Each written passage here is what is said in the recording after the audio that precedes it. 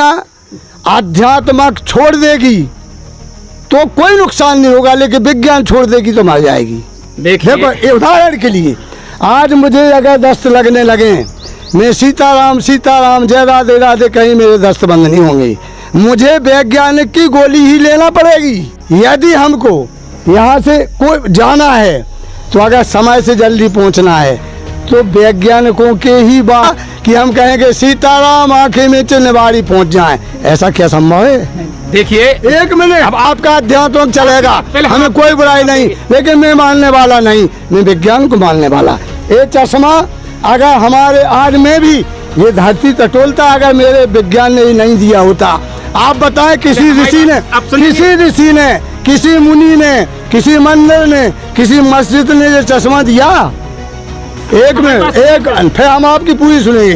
दूसरी बात एक और आई है, आपने कहा है एक बात का नहीं हम पूरी कहेंगे, खत्म करें, ज्यादा समय नहीं है। एक बात और मैं कहने वाला हूँ कि आपने कहा है कि नास्तिक बन गए, तो क्या जो नास्तिक होता है उसकी जिंदगी सुखमय नहीं रहती क्या? इसका आप जवाब दें। आप हमें कोई ऐसा सरल मंत्र बताएं कि वो मंत्र हम पढ़ेंगे और कुछ नहीं करेंगे, केवल मंत्र ही पढ़ेंगे और हम बढ़िया आनंद में रहे। हमारी समस्या जो हमारी दैनिक मर्रा की चीज़ें पे मिले, फोन रिचार्ज हो, गाड़ी में पेट्रोल डर जाए, बच्चों की पढ़ाई हो, बिल्डिंग को मिल जाए, हम वो मंत्र क्यों ना पढ़े? कठिनता से सरलता में आएंगे, हम क्यों ना प्रकार के काम करेंगे? हम तो केवल एक मंत्र जपेंगे। ऐसा है। बताइए सर, आप क्या कहेंगे? राम को भजन और पेट को धंधो, जो ना करे वो मूर्ख अंधो।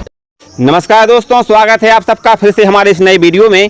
इस वक्त हम मध्य प्रदेश के निवाड़ी जिले में स्थित पठाराम गांव में हैं, जहां पर संत रामपाल जी महाराज जी के शिष्य कुछ पुस्तकों का प्रचार प्रसार कर रहे हैं, जिस पर हमारे साथ एक अंकल जी जुड़ चुके हैं जो संत रामपाल जी महाराज जी के शिष्यों से कुछ सवाल पूछना चाहते हैं। वहीं दूसरी ओर संत रामपाल जी महाराज जी के शिष्य हैं जो इनके सवालों का जवाब देने का प्रयास करेंगे। आइए हम इस चर्चा को शुरू करें। इससे पहले आपसे हमारी गुजारिश है, अगर आप हमारे चैनल पर नए हैं तो चैनल को सब्सक्राइब करें, बेल आइकन को प्रेस करें, ताकि आने वाली वीडियो का नोटिफिकेशन आप तक सबसे पहले पहुँच सके। आइए हम चर्चा को शुरू करते हैं।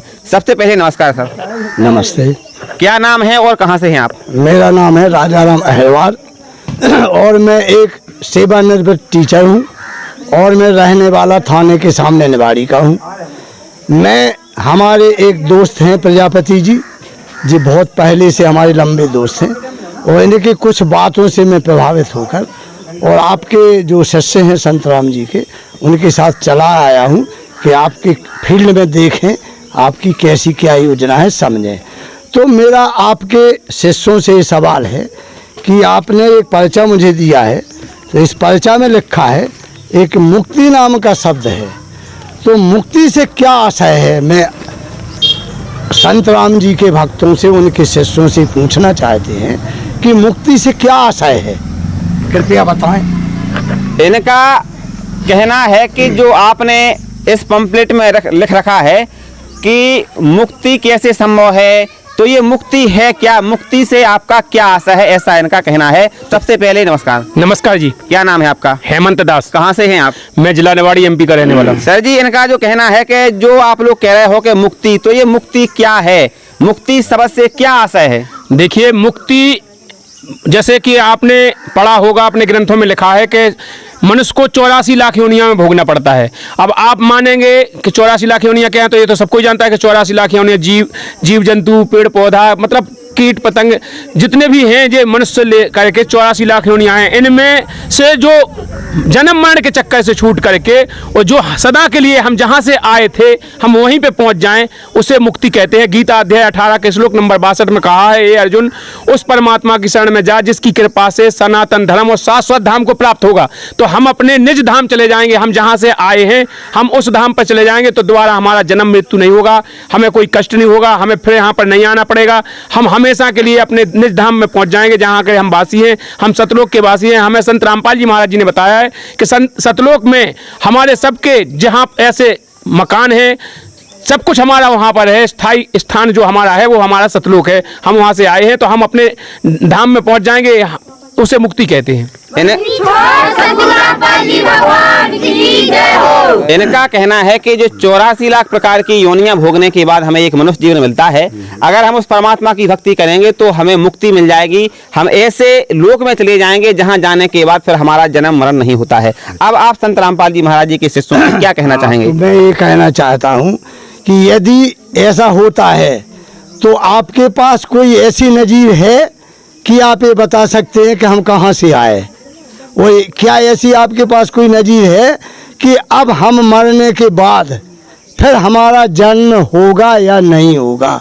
ऐसी कोई आपके पास या कोई नज़ीर है आपके ग्रंथों में या कहीं कोई ऐसी नज़ीर यदि है तो कृपया बताएं। बताइए सर। बिल्कुल सर, आपने बिल्कुल सही कहा है कि आपके पास कोई ऐसी कोई ग्रंथ में नज़ीर है कि कहाँ से हम आए हैं और हम कहाँ जाएंगे और जाने के बाद फिर हमारा जन्म मृत्यु होगा कि नहीं होगा। बिल्कुल आपने बहुत अच्छा क्वेश्चन किया है। हमारे सबसे पहले तो हिंदू धर्म के गीता जी है, 4 वेदों का सार गीता जी के अंदर बताया है और वेद भी हमारे हैं। वेदों में भी इस बात का प्रमाण है, वेदों में प्रमाण है कि वो परमात्मा सतलोक में रहता है और गीता जी में भी प्रमाण है कि वो शाश्वत धाम, जो हमने बताया कि शाश्वत धाम इस 21 ब्रह्मांड के बाहर क्षर पुरुष का ब्रह्मांड है, उसके बाद जो है क्षर पुरुष, अक्षर पुरुष और पूर्ण ब्रह्म परम अक्षर पुरुष, वहाँ पर 21 ब्रह्मांड का लोक है जो एक क्षर पुरुष का है। इसके बाद है 7 संख्य ब्रह्मांड का स्वामी है जो उसका लोक है, उसके बाद पूर्ण परमात्मा का लोक है। तो हमारे ग्रंथों में लिखा है, गीता जी में इसका वर्णन है, 4 वेदों में इसका वर्णन है। गीता जी के आप जो भी अध्याय श्लोक आप चाहते हैं, सृष्टि रचना में आप जो चाहते हैं वो हमारे गीता जी में, और इसका सबका निचोड़ अगर आप चाहते हैं तो पूरा निचोड़ हमारे जो गरीबदास जी महाराज जी का ग्रंथ है, अमर ग्रंथ से बोलते हैं, गरीबदास जी वाणी द्वारा लिखा हुआ है, उसमें पूरे प्रमाण हैं। और वेदों में भी हमारे प्रमाण है कि वो हमारा सतलोक कहाँ पर है और वहाँ से हम कैसे यहाँ पर आए हैं। इसके लिए आपको सृष्टि रचना आपको पढ़ना होगी, हमारे ज्ञान गंगा में लिखी हुई है, संत रामपाल जी महाराज जी ने सत्संगों के माध्यम से बताई हुई है। तो आप सृष्टि रचना मैं आपको संक्षेप में बताऊं तो हम सतलोक में रहते थे, वहाँ पर हम इस काल भगवान के चक्कर में फंसकर आश्रित हो गए थे। जैसे अपना यहाँ हीरो के ऊपर आश्रित हो जाते हैं, इसी प्रकार का हीरो नचर तो वो अपने लाने रहो, लेकिन अपन देख के उनके फेवरेट पे बन जाते कि हमारा फेवरेट हीरो है, जो अपन उनके एक मन में आभूति बन जात, आकर्षता हो जात। तो इसी प्रकार हमारे वो तप कर रहा था, वहाँ उसने 70 युग तप किया, उसने भगवान से अपने वरदान मांगे और हम इसके ऊपर आश्रित हो गए। तो हम इसके साथ लग करके चले आए थे। उसको भगवान ने यहाँ 21 ब्रह्मांड दिए थे कि जैसे अपने बेटा को बाप 21 प्लॉट दे दे, ऐसे 21 ब्रह्मांड को दे दे। तो वो वहाँ से लेकर हम सबको यहाँ पर आ गया।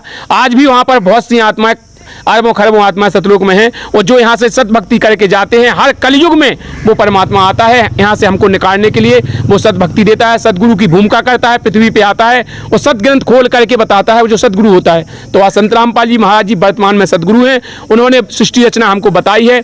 आप उस सृष्टि रचना को पहले सबसे पहले समझिए, पढ़िए, ज्ञान गंगा में लिखी हुई है, उनका सत्संग भी है। आप सत्संग के लिए आप प्ले स्टोर पर अवेलेबल है संत रामपाल जी महाराज जी ऐप, उस ऐप में सृष्टि रचना डली हुई है। आप सृष्टि रचना को पढ़िए, क्योंकि मैं इतने लिए आपको विस्तार से नहीं बता सकता हूं। सृष्टि रचना आप पढ़िए और सुनिए सत्संगों के माध्यम से। गुरुजी ने उंगलियां धर धर के सृष्टि रचना की वर्णन दिया है सब ग्रंथों से, आप उसको देख के प्रमाण मानिए और अपना कल्याण कराइए। अब आप क्या कहना चाहेंगे संत रामपाल जी महाराज जी के शिष्यों से? अब आप ये बताएं कि जो ग्रंथों के लिखने वाले हैं, तो जो आप कह रहे हैं कि वो वहाँ अमर लोक से कहीं से आए, तो क्या ये लिखने वाले किसी दूसरे लोक से यहाँ लिखने आए हैं क्या? और क्या जो ग्रंथों में जो चीज़ें लिखी हैं, तो क्या वे पूर्ण की पूर्ण आप कैसे उन पर भरोसा करेंगे कि ये सभी की वही सत्य हैं? जबकि उन ग्रंथों में बहुत सारी चीज़ें कुछ ठीक भी लगती हैं, कुछ गलत भी लगती है। जैसे उदाहरण के लिए, जैसे एक मैं आपको फार्मूला दूं, एक थोड़ा सा उदाहरण दूं कि जैसे रामायण जी को ले लीजिए, तो रामायण जी में एक फेमस है आजकल एक चौपाई पहले उत्तराखंड में आती है कि ते वर्णाधम तेली कुमारा और सुपच किरात कुल कलवारा। तो जे अगर कर्मों के ऊपर जाति को नीच कहा है लेखकों ने, ऋषियों ने, या जो भी लेखक हुए हैं, तो आप ये बताएं, आप संत जी के रामपाल जी के चेला हैं, शिष्य हैं, तो क्या आप बता सकते हैं कि तेली समाज ने ऐसा कौन सा नीच काम किया जिससे आपने तुलसीदास जी बाबा उनको अधम लिख गए, नीच लिख गए? उनको कैसे नीच लिखा बाबा जी ने, किस प्रकार से लिखा? तो अब हम कैसे समझें कि लेखक सही है? इसके बारे में आप बताएं। बताइए सर। बिल्कुल, बहुत बढ़िया बात की है सर जी ने, हमको इनकी बात बहुत अच्छी लगी है। इन लोगों ने कहा है कि सदग्रंथों में कई जगह अच्छा लिखा है, कई जगह ऐसा भी लिखा है कि जो हजम नहीं हो रहा है, तो बहुत बढ़िया किया है इन्होंने कहा है। तो देखिए यहाँ पर क्या होता है कि जहाँ पर अपने मत से जो ग्रंथ में लिख दिया है, पहले तो हम अपने वेद मानेंगे। वेद क्या है? वेद सूक्ष्म जो 4 वेद हैं, जो वेदों को सागर मंथन से निकाला गया था जब सृष्टि रचना हुई, इसका प्रमाण हमारे ग्रंथों में है। जो वेद हैं वो किसी ने लिखे नहीं हैं। इसके बाद जो हमारे वेदों से अनुमानित किया, गीता को अनुवादित किया, तो जिनने अनुवाद किया, तो जो आपने कहा है कि जो मिलता है, तो पहले तो हमको ये मानना होगा कि जो सभी सदग्रंथों में मेल जो बात करती है वो तो सही है। और अगर कोनो ग्रंथ में कछु लिखो, कोनो में कछु में लिखो, हमने कछु लिख दो, इनने कछु लिख दो, तो वो अपना मत हो गया है। वहाँ पर तोड़ मरोड़ किया है इन ऋषियों ने, तो वो अपना मत हो गया, हम उसको नहीं मानेंगे। यहाँ पर कबीर परमात्मा ने बताया है कि जीव हमारी जाति है, मानव धर्म हमारा। और हिंदू मुस्लिम सिख ईसाई धर्म नहीं कोई न्यारा, हम सभी जीव जाति के हैं और हम सब मानव धर्म के हैं। हमारी कोई जाति नहीं है, भगवान ने कोई जाति नहीं बनाई है। यहाँ पर मनुवाद जो हुआ है उसने जातिवाद में बांटा है, आप लोग सब जानते हैं। जैसे आज संत रामपाल जी महाराज जी जो ज्ञान दे रहे हैं, हमारे 4 वेद 6 शास्त्र 18 पुराणों से प्रमाणित करके देते हैं। और वो कहते हैं जिसका जो ज्ञान सब में मैच करे। जैसे कोई मूल मंत्र बताया कि मोक्ष का मंत्र ये है, तो वो अकेले रामायण में नहीं होने चाहिए, उसका सब जगह वो नाम होने चाहिए कि जैसे रामायण में भी हो, गीता में भी हो, वेदों में भी हो। अगर वो सब जगह मेल खा रहा है, वो ही नाम, एक ही नाम, तो सही है। और अगर रामायण में हो कछु नाम है, गीता में हो कछु नाम है, महाभारत में हो, पुराण में हो, तो वो फिर गलत है, वो मनमाना है। तो यहाँ पर संत रामपाल जी महाराज जी ने कहा है कि जो सब वेदों में मिलती हो जो बात, 4 वेदों में, 6 शास्त्र में, 18 पुराणों में, गीता जी में, वो बात तो सही है। और जो समाज पर लागू हो, जो समाज के लायक हो, जैसे हम गुरुजी ने कहा है कि जीव हमारी जाति है, हम किसी जाति को नहीं मानते हैं, हम किसी मजहब को नहीं मानते हैं। यहाँ पर कोई धर्म बना के भगवान ने नहीं भेजा। अगर भगवान को मुसलमान बना के भेजना था तो वहीं से मुसलमानी करके भेजता। यहाँ पर सुन्नत करा के मुसलमान क्यों बनते हैं? तो भगवान ने कोई मुसलमान बना के नहीं भेजा, कोई सिख बना के नहीं भेजा, कोई ईसाई बना के नहीं भेजा, भगवान ने इंसान बना के भेजा। हम सब इंसान हैं और इंसान हमारी जीव जाति है। तो हम संत रामपाल जी महाराज जी इस बात पर अमल नहीं करते हैं। चलिए सर, अब आप क्या कहना चाहेंगे संत रामपाल जी महाराज जी के शिष्यों से? आपने एक बहुत अच्छी बात निकाल के लाए हैं कि समुद्र मंथन से अपने वेद निकले हैं। क्योंकि ये सभी लोग जानते हैं कि समुद्र तो पानी से भरा होता है, और समुद्र से जब हमारे ये वेद निकले, किसी ने लिखे नहीं, समुद्र मंथन से आए, तो फिर वो जो हमारे पुस्तक है ना वेद, तो उसके वैसे समुद्र में तो बहुत दिनों से अगर पड़ी रहे तो लोहा भी है, वो भी गल सकता है, पत्थर हो या। अब फिर चूँकि वो वेद फिर किस धातु के पन्ने थे उसमें कि वो समुद्र मंथन से निकले, तो कागज के तो होना नहीं चाहिए, वो तो मंथन में फट जाते। ये बात आपने बताई है कि वे किसी ऋषि मुनि के लिखे नहीं है, वे समुद्र मंथन से आए हैं। तो फिर समुद्र तो पानी से भरा है, तो वो कैसे बचे रहे होंगे वो ग्रंथ, कैसे वो वेद बचा रहा होगा, फिर कौन सी धातु का होगा, ये और बताने का कष्ट करें। बिल्कुल, आपने बहुत बढ़िया क्वेश्चन किया है। देखिए यहाँ पर 2 बातें आती हैं। एक तो साइंस आता है, जो आपने किया है, ये साइंस के आधार से आपने क्वेश्चन किया है, और एक आता है आध्यात्मिक। जब आध्यात्मिक में आएंगे तो साइंस आपकी फेल हो जाएगी, क्योंकि आध्यात्मिक जहाँ से साइंस खत्म होती है वहाँ से आध्यात्मिक शुरू होता है। कैसे? आप ये बताइए, आपका जो शरीर बना है कौन से तत्व का बना है, आपको पता है? जितना सुंदर शरीर बना है इसमें 5 तत्व डले हुए हैं। इसमें जल पावक गगन समीरा, और 5 तत्व से रचा शरीरा। जब इनमें से आप बता सकते हैं कौन सा तत्व है इनमें से? और ये कहाँ चला जाता है जब ये शरीर नष्ट हो जाता है? फिर ये कहाँ चला जाता है, कैसे नष्ट हो जाता है? तो ये तो कोई काल्पनिक बात नहीं हुई, ये तो एक सामूहिक बात है। इसी तरह जो वेद निकले तो वो एक तत्व की, जैसे कोई तत्व ऐसा होगा ना, तत्व का कोई नष्ट नहीं होता है, तत्व नष्ट होता है तो वो दिखता भी नहीं है कब नष्ट हो गया। फिर आप ये बताएं कि आप आध्यात्मिक और विज्ञान की बात कर रहे हैं। आज दुनिया क्या विज्ञान पर खड़ी है कि आध्यात्मिक पर? अगर आप आध्यात्मिक पर हैं तो फिर विज्ञान की चीज़ें छोड़ने के बाद क्या ये दुनिया रहेगी? बताइए सर। आध्यात्मिक से रहेगी? देखिए, हम आपको बताएं आध्यात्मिक और विज्ञान के बारे में थोड़ा आप समझिए। आज से अगर 100 साल पीछे जाएंगे तो यहाँ क्या आपका विज्ञान था? बताइए कौन था विज्ञान? अब आप बताएं फिर आध्यात्मिक से, जैसे कौन से आध्यात्मिक से हमारी दुनिया जीती थी? आज से 50 साल पहले जाएं, आज से 50 साल पहले कि यहाँ पर मोटरसाइकिल था? अरे तो गधा घोड़ा थे। हाँ, तो पशु पक्षियों पे चलते थे। हाँ, तो चलते, लेकिन यहाँ साइंस नहीं था। वो फिर धीरे धीरे विज्ञान के विज्ञान किसने दी? अरे तो विज्ञान किसी ने ये सांस देखिए, अब ये सांस कहाँ से हुई? भगवान की बुद्धि देन है। ये देखिए ईश्वर शक्ति है जो। चलो चलो ठीक है, ये दुनिया आध्यात्मिक छोड़ देगी तो कोई नुकसान नहीं होगा, लेकिन विज्ञान छोड़ देगी तो मर जाएगी। देखिए देखो उदाहरण के लिए आज मुझे अगर दस्त लगने लगे, मैं सीताराम सीताराम जय राधे राधे कहीं मेरे दस्त बंद नहीं होंगे, मुझे वैज्ञानिक की गोली ही लेना पड़ेगी। 1 मिनट सर, हाँ, बोलो। 1 मिनट कहने दीजिए। और यदि हमको यहाँ से कोई जाना है तो अगर समय से जल्दी पहुँचना है तो वैज्ञानिकों के ही वाहन या फिर पुराने तो ख़त्म मिलेंगे नहीं।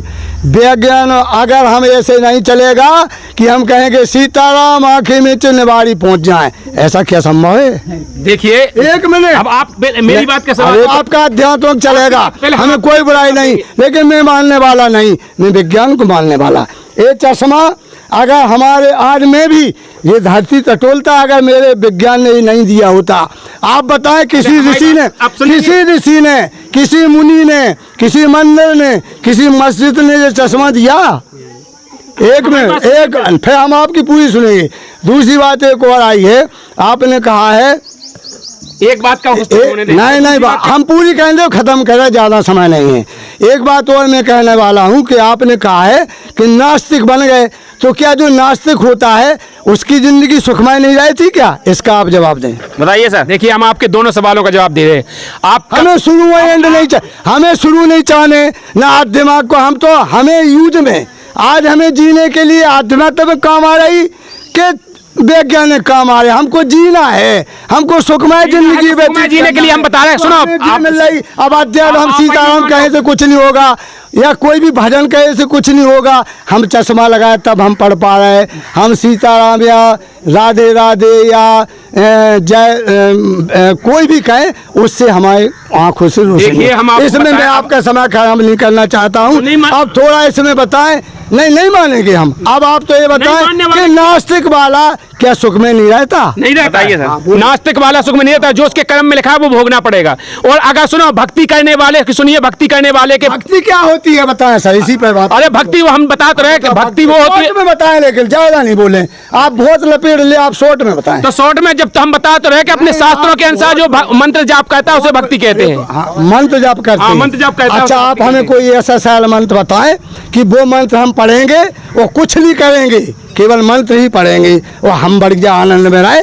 हमारी समस्या जो हमारी दैनिक मर्रा की चीज़ें भी मिले, फ़ोन रिचार्ज हो, गाड़ी में पेट्रोल डर जाए, बच्चों की पढ़ाई हो, बिल्ले को मिल जाए, हम वो मंत्र क्यों ना पढ़ें? कठिनता से सरलता में आएंगे, हम क्यों ना प्रकार के काम करेंगे? हम तो केवल एक मंत्र जपेंगे। बताइए सर, आप क्या कहेंगे? राम को भजन और पेट को धंधो, जो ना करे वो मूर्ख अंधो। देखिए वीडियो आपको कैसा लगा कमेंट बॉक्स में अपनी राय जरूर दें। अगर आप हमारे चैनल पर नए हैं तो चैनल को सब्सक्राइब करें, बेल आइकन को प्रेस करें ताकि आने वाली वीडियो का नोटिफिकेशन आप तक सबसे पहले पहुंच सके। इस वीडियो में बस इतना ही, मिलते हैं अगले वीडियो में, तब तक के लिए नमस्कार।